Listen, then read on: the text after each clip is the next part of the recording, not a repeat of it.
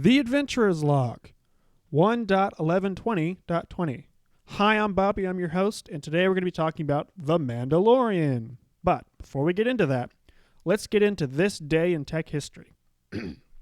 On November 20th, 1985, 2 years after initially being announced, Microsoft finally ships the first version of Windows.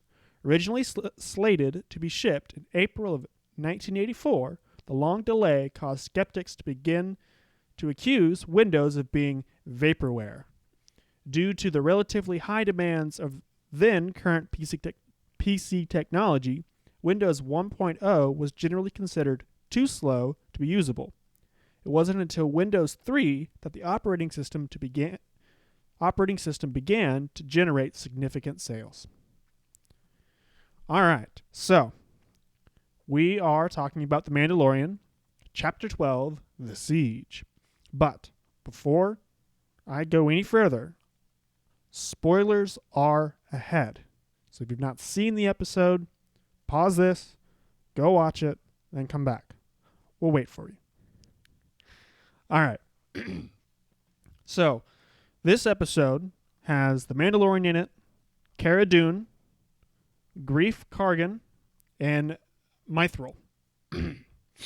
Mithril was the blue fish-like creature that we saw in the very first episode of the first season. Cara Dune is the Republic drop trooper or whatever, and Greef Karga is the guy who was Mando's contact for starting all of this. Let me get to the trivia on that, and then I'll get into the my review. So this is the first episode directed by an on-screen cast member, Carl Weathers. Let's see if I read that right. Carl Weathers. Predominantly known from the Rocky films, which the end-credit sequence score contains music cued from Rocky at timestamp 35.40 as an homage to director Carl Weathers' portrayal of Apollo Creed in that franchise. So one of the little Easter eggs that you can see as Mando, Dune, and Karga are walking into what used to be the old cantina is a statue of IG-11. He was the robot that sacrificed his life to save Mando and that crew and the child. The mechanic who put a tracking beacon on the Razor Crest is a red... Ooh, I'm going to say this wrong. I know it. Mimbanese. This species and its home planet of Mimbam were first introduced in the 1978 Star Wars novel Splinter of the Mind's Eye by Alan Dean Foster, and were briefly shown on screen in Solo, a Star Wars story. The technicians, one of the two that I just mentioned, seen working for Moff Gideon, wear the same kind of jumpsuits as the ones working on the Kyber Crystal research team with Galen Erso on Uadu, whatever, in Rogue One, a Star Wars story. And then at the very end, we see, and I'll get to everything before this, but at the very end we see Dune, the lady, drop trooper. She has accepted the role of marshal for the town, and she is talking with one of the Republic X-wing, not Republic, whatever, one of the X-wing pilots, and they talk about Alderaan, and he asked, "Did you lose anybody?" And she said, "I lost everybody." And he leaves a coin or metal or something on the table that is significant to the Alderaan or loss of Alderaan and the war of Alderaan. But while they're talking, a variation of the March of the Resistance from the sequel trilogy is played. It is most prominently played in The Force Awakens,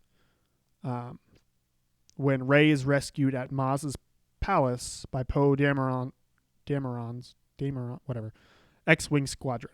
So there's a neat little Easter eggs in it, but this episode is so full of callbacks to previous Star Wars films. So it opens with Mando and the kid basically breaking down in space. And Mando says, okay, we got to go back to this other planet and we got to get repairs.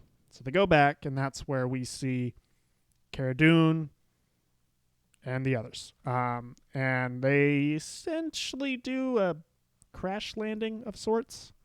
He lands it fine, but you can tell the ship's about to fall apart. And as he steps out, the exit ramp just kind of stops like this. And I was expecting him to stomp on it and to go the rest of the way, but whatever.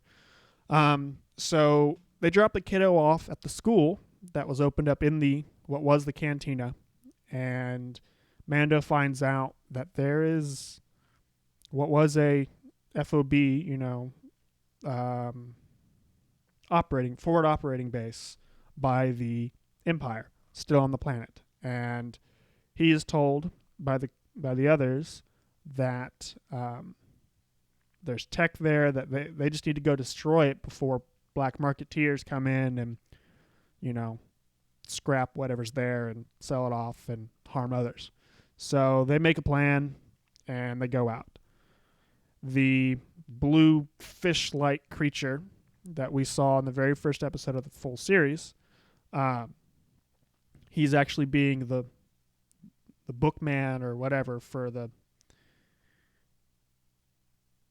let me get the names right. I gotta get names right. So we see Mithril, the blue fish-like creature, alien. He is the bookman for Grief Karga, played by Carl Weathers. And you find out the reason why a bounty was put on his head was because Mithril had basically stole some money, and that's why he was chased down. So he was unfrozen from the carbonite and basically said, either I can refreeze you or you can come work for me, work off your debt for however long I say. So he takes that advantage and starts helping him.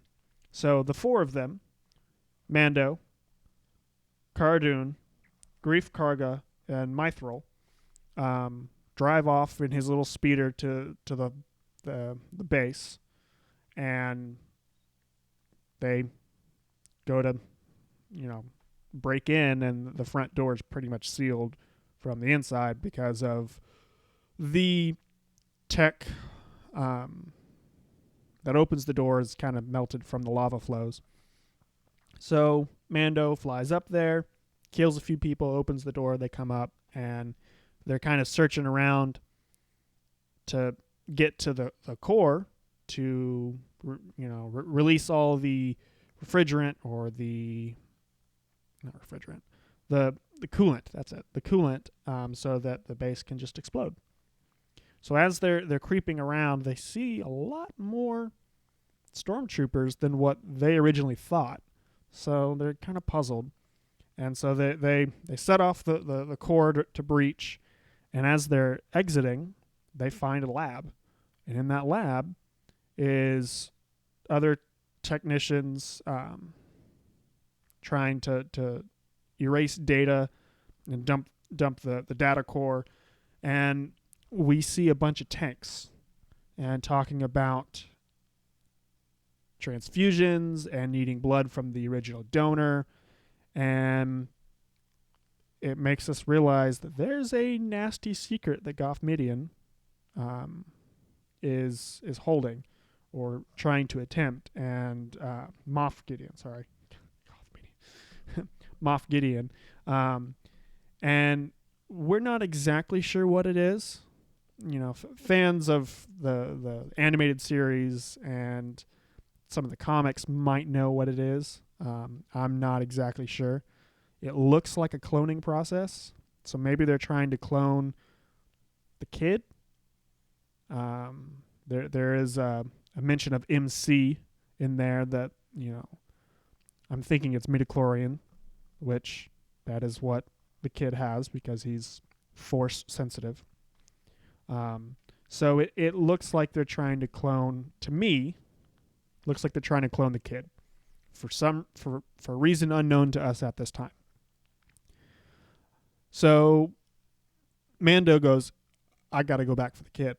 And so he takes off. The others try to escape, and they're kind of blocked from escaping. And so they take this old speeder bus armored personnel carrier thing and go off the edge and are running away. Well, at this time, we see stormtroopers get on speeders, just like we saw in the original movies, and we hear the traditional speeder sound. And when they're going through the base, we also hear a lot of the original sounds from the movies, and it's kind of a little callback that I enjoyed, which we're going to see a lot of that, hear a lot of that, but as far as I can remember, that's really the first time we hear familiar tones. So Mando gets back, or at least we think he does, because he gets out and flies off, and it looks like he gets back. So as the others are speeding back towards the town in this armored personnel carrier, they kill the stormtroopers that are on the speeders, and then we see some TIE fighters take off and chase after them. So they're able to kill a couple or destroy a couple. Actually, they're able to kill one. The others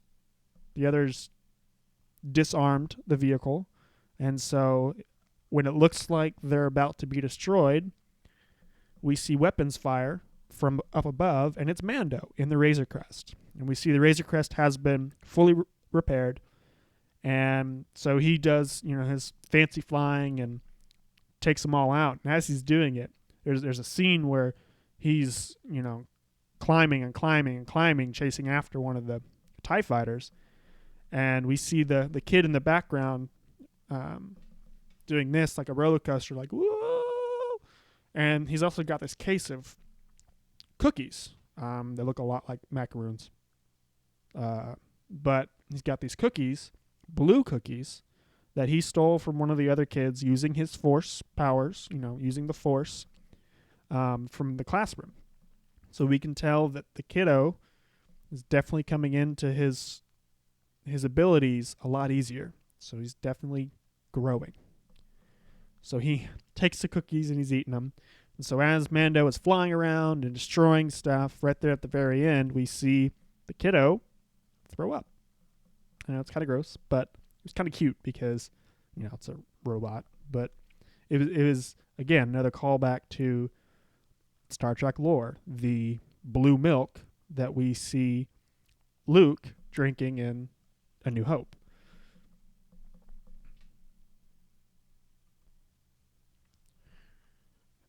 And so the three others get away, and they get back to the town, and they're watching as Mando destroys these TIE fighters, and it's a really fun action sequence.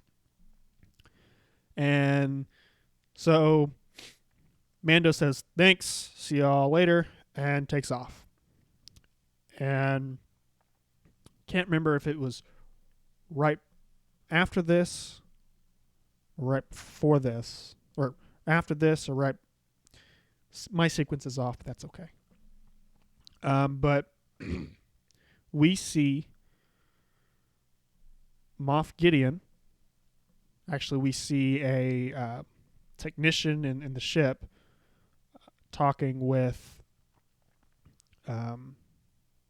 one of the guys who repaired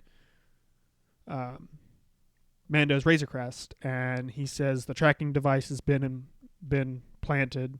We'll know where he is. And so the lady says, thank you, you'll be richly rewarded. turns off the communication and walks and finds Moff Gideon. And she tells him, tracker has been installed. We'll know where he is. We can keep track of him. And then it pans back, and we see a bunch of soldiers or robots or something in full black, what looks like the TIE fighter armor, but it also looks like they're in like not necessarily tubes, but like little stations, like they're either charging or something. So there's something very hinky going on, and it's not gonna, I have a feeling it's not gonna be the greatest thing in the world. And so right before that, I remember my sequence now, we see one of the X-Wing pilots talking with, think of his name, Grief Karga, asking, so so what happened? When did the Razor Crest leave? Was it before or after the explosion? He goes, what are you talking about? The Razor Crest wasn't here. He goes, well, your logs show the transponder of the Razor Crest here. And he goes, dude, the logs are going to show anything from pre-Empire as something from pre-Empire. So it could have been any vehicle. That's old tech. What do you expect? And so he goes out and talks to Cara Dune, and then So I'm excited to see what happens. There are a lot of possibilities of what's going to happen next. We don't know where he's going next. We're hoping he's going to go find the Jedi. But there's definitely something happening in the background in the overarching story of the whole series with Moff Gideon. So we shall see. All right. So take a chance and explore something new or old, but new to you. Adventure is out there. Go find it. I'll see y'all next time.